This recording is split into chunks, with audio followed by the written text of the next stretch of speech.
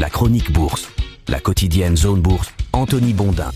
Salut à toutes et à tous, bienvenue dans ce point de marché Zone Bourse. Nous sommes le lundi 1er juin 2026 et ce matin, ça s'appelle un printemps explosif en bourse. Les marchés financiers attaquent donc le mois de juin sur une dynamique positive et après le trou d'air d'avril, l'indice MSCI World qui couvre donc les grands marchés mondiaux a gagné 5,6%. Il avait déjà pris plus de 10% en avril. C'est tout simplement la meilleure séquence sur 2 mois depuis le rebond post-Covid de 2020. C'était déjà d'ailleurs sur le mois d'avril et le mois de mai. Les espoirs économiques et financiers qui sont placés dans l'IA outrepassent toujours les craintes de désordre engendrées par la fermeture du détroit d'Ormuz et ses conséquences sur les prix de l'énergie. L'histoire ne change pas beaucoup. J'avais déjà un peu anticipé le bilan du mois de mai et des 5 premiers mois de l'année vendredi matin, faute d'avoir beaucoup de choses à raconter. Je vais donc vous faire grâce des chiffres ce matin pour leur substituer un panorama d'ensemble des marchés et vous allez voir, il va pas être très différent de ce qu'on a raconté ces dernières semaines. Si on suit l'argent, pour employer le célèbre Follow the Money du film Les Hommes du Président, il aboutit toujours à l'intelligence artificielle. Partout dans le monde, les indices boursiers sont divisés en 2 catégories, ceux qui sont exposés à l'IA et ceux qui ne le sont pas suffisamment. C'est la principale raison pour laquelle, par exemple, le Kospi coréen a doublé depuis le 1er janvier, il est à peu près à plus 105%, on a arrêté de compter d'ailleurs, pendant que le CAC 40, lui, affiche un laborieux plus 0,4%, plus 2,1% même avec les dividendes pour les plus tatillons. Sans l'engouement pour l'IA, il y a fort à parier que l'enlisement du conflit en Iran aurait des conséquences bien plus pénalisantes pour l'économie mondiale. Cet afflux d'argent frais dans les activités technologiques en rapport avec Anthropic, ChatGPT, DeepSeek, Mistral et leurs petits camarades rebat totalement les cartes de la géopolitique financière. Les optimistes BA pensent que c'est pour l'éternité, les éternels baissiers pensent que ça va nous péter à la gueule. Une confusion classique mais légitime dans la mesure où les cerveaux qui ont permis l'émergence des IA ne sont pas d'accord entre eux quand il s'agit de savoir où ça nous mène. Le financier, lui, il est plus pragmatique, il profite tant que ça paye, puis il s'adaptera. Dans ce contexte où acheter du Sanofi est à peu près aussi exaltant que de regarder de la peinture séchée, l'investisseur continue à se ruer sur tout ce qui ressemble de près ou de loin à une puce ou à ce qui sert à la faire fonctionner d'ailleurs. Le meilleur VRP du secteur, le patron de Nvidia, Jensen Huang, est d'ailleurs enviré en Corée du Sud, ça tombe bien, et dans son sillage, le marché flambe, enfin encore plus que d'habitude si vous avez bien suivi ce que j'ai dit avant. Huang, c'est un peu l'anti-Attila des temps modernes, partout où il passe, l'argent repousse plus de rue. Pour illustrer la bacchanale actuelle, l'action LG Electronics gagne ce matin 30% parce que, je cite une agence locale, Monsieur Huang devrait rencontrer le président du groupe LG. Il pourrait plutôt venir en Europe d'ailleurs, ce serait plus sympa où les places boursières ont du mal à suivre le rythme, par exemple serrer la louche du patron de Sanofi, visiter une usine Bonduelle ou faire un caddie dans un carrefour, ça nous aiderait bien. Remarquez, SoftBank va investir 75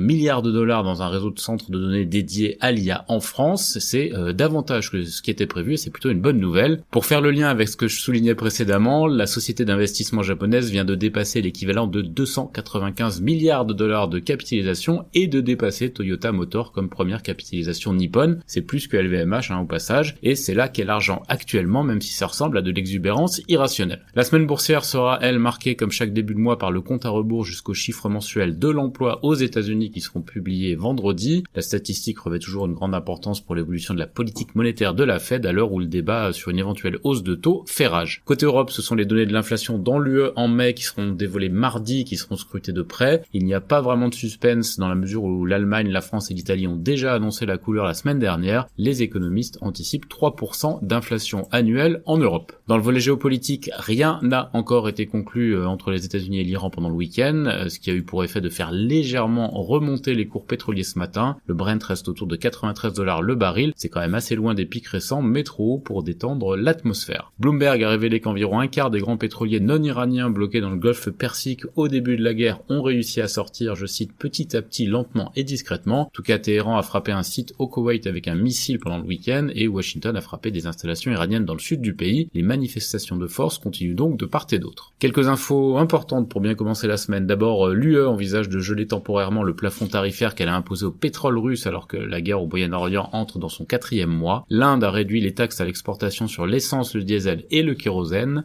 Pete Hegseth tire la sonnette d'alarme face au réarmement chinois et exhorte ses alliés à accroître leurs dépenses de défense une fois de plus. La Chine durcit les règles sur les investissements à l'étranger après avoir bloqué l'accord entre Meta et Manus. Et côté Japon, la dynamique manufacturière ralentit face à la flambée des coûts selon le dernier indice PMI. Sur l'achat des sociétés cette semaine, Hewlett-Packard, Palo Alto, Broadcom, CrowdStrike ou encore Inditex apporteront un petit peu de piment. Côté Asie-Pacifique ce matin, les marchés conservent un biais haussier UK, toujours biberonné à la technologie. L'Australie, qui manque quand même un peu d'IA, perd symboliquement 0,2%, mais la Corée du Sud prend encore 3,6%. Les futurs américains sont haussiers, tandis que l'Europe est plutôt attendue en baisse à l'ouverture. Dans l'actualité des sociétés, en France, les immatriculations de véhicules neufs étaient en hausse de 3,7% en mai selon la PFA. Peugeot, la filiale de Stellantis, a signalé une croissance des commandes de véhicules électriques auprès des particuliers dans un entretien du dirigeant à Bloomberg. BNP Paribas relève les objectifs de sa banque commerciale belge. Ipsen lance sa 5e opération d'actionnariat salarié. OP Mobilité et Yanfeng ont finalisé le renforcement de leur co-entreprise chinoise. Réalité reporte la publication de ses comptes. Maison du Monde rouvre son magasin de Toulouse-Blagnac avec un nouveau concept. Arcos émet des BSA et sur l'agenda des publications du jour, on a Katana. Ailleurs en Europe, le conseil d'administration d'UMG a rejeté l'offre non sollicitée de Pershing Square. Castle Lake envisage une offre de rachat sur EasyJet mais est encore en phase de réflexion selon les dernières rumeurs. UCB et Biogen annoncent des résultats positifs pour l'étude de phase 3 sur le DZP.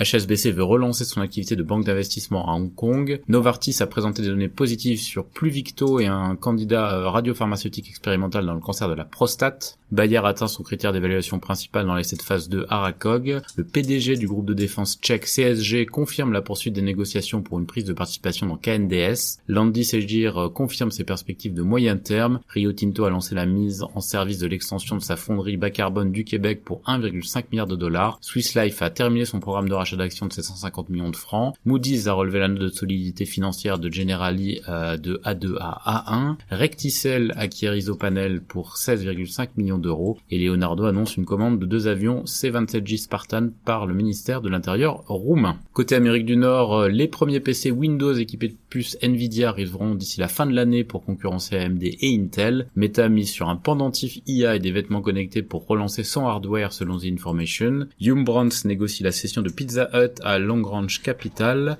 Berkshire Hathaway va racheter Taylor Morrison pour 6,8 milliards de dollars en numéraire. SLB annonce son intention d'acquérir Takius. Devon Energy reçoit une offre de 8 milliards de dollars de Stone Ridge pour ses actifs dans le schiste de Marcellus. Pfizer annonce que l'association Talzena et Xtandi améliore la survie sans progression de plus de 50% dans le cancer de la prostate métastatique. Revolution Medicines s'affirme que son traitement contre le cancer du pancréas double la survie et améliore la qualité de vie. Michael Dell annonce la réception du premier système Dell Technologies équipé de puces Nvidia Vera Rubin, et Quantinuum envisage d'augmenter d'environ 10% la taille et la fourchette du prix de son IPO selon Bloomberg. Les principales publications du jour outre-Atlantique, Hewlett Packard Enterprise, Credo Technology, et c'est tout. Ailleurs dans le monde, SoftBank annonce un investissement record de 75 milliards d'euros en France. Le groupe devient donc par ailleurs la première capitalisation japonaise devant Toyota. Le PDG de Nvidia a dévoilé la puce PC RTX Spark conçue par Mediatek, et Minimax envisage une introduction en bourse sur le marché star de Shanghai. C'est terminé pour ce point de marché du jour. Très bonne journée tout le monde.